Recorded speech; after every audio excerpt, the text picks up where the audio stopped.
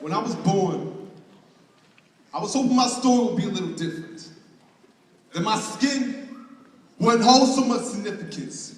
Until my mother told me about this little thing called racism, but she used to talk about it so much that I used to tell my own mother to stop tripping. And then she used to tell me, stop wishing that life isn't how it currently is, black boy. But you see, childish dreams never surprised her. But for me, what the teens they were nothing more than nightmares that disguise themselves as dreams. But you see, lives only last so long because they serve as I, and the pain that lasts so long that I used to stare into the sky and ask God, did you do this on purpose? Have you ever seen a man that was born innocent, born crying at the same time, not because he left his mother's womb, but because he knew the mess that he was being born into? The doctor gave me a birth certificate with a noose engraved on the back and scars engraved on my back as if I was whipped while I was in my mother's wombs. I guess it's history's way of telling me that you will be judged based solely upon the color of your skin. As a matter of fact, everybody in the crowd, check your back, and I'm sure you'll see scars too. But you see, racism isn't how it used to be. It's engraved unconstitutionally into the Constitution, and trickles in every institution, and creates a solution that's so confusing that we don't even try to find a solution.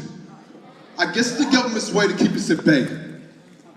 A way to make us think that we are actually winning. And then they have the nerve to claim they are losing. Well, who the hell is winning? Us?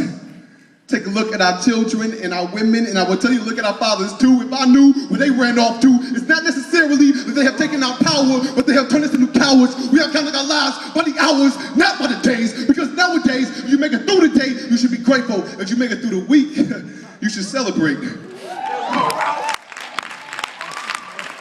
Why do you think we have Sunday dinners in the first place? So how about you grab a plate of your grandmother's best dish, and while you say your grace, how about you ask God if you can change your race, at least to something that isn't black? As a matter of fact, scratch that. How about you ask God if we can make every single race look the same? Because if we all look the same, we wouldn't have anything that we need to change, right? Hopefully. My city is overran with demonic souls that carry around nooses that remind me to check my reflection every single day, just in case I'll start to think that my race is the reason to put a smile upon my face. Because back in the day, we used to scream black and proud. We used to scream black so loud they would make Jim Crow and Willie Lynch want to change the color of their skin just so that they could fit in. But look at us now. And much love to my brother Obama, but racism isn't something you can just veto. If you ask me though, the president's a little incognito when it comes to black people. Mr. Obama, I ain't asked you to make a change, because like my main man Gandhi said, we should become the change that we wish to see. We need to stop being shackled by history. It's like trying to climb up the highest mountain with an anchor attached to your ankle on that to the bottom of the deepest sea. It just doesn't make that much sense. We're so focused on making change that we forgot to make a change. We buy whips and we buy chains so much that we forget that whips and chains is something that the slaves already had. So what kind of come up is that? Do the math. How about we go back to the root and tell our fathers to come back? And then how about we find every Uncle Tom that you know and teach him how to be black? Let's find how about we tell hip hop to stop hipping and hopping and start shopping for change? Because the only thing that seems to matter is change, and the only thing that will seeks to matter is change. Y'all don't hear me though. I said, if the only thing that seems to matter is change, then the only thing that will seeks to matter is change. Your record company can only do so much for your race. If you don't know how to use it, you are useless if you're not putting change in your music. Think about it like this.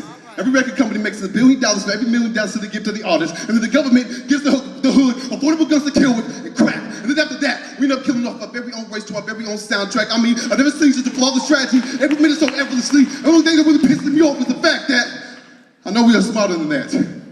Our intellect is something the entire universe should respect. We make it way too easy to doubt us, when in all reality, this nation won't be anything without us. As a matter of fact, it's our swag that put this country on the map. We are the only race that everybody wants to be like, but doesn't want to be.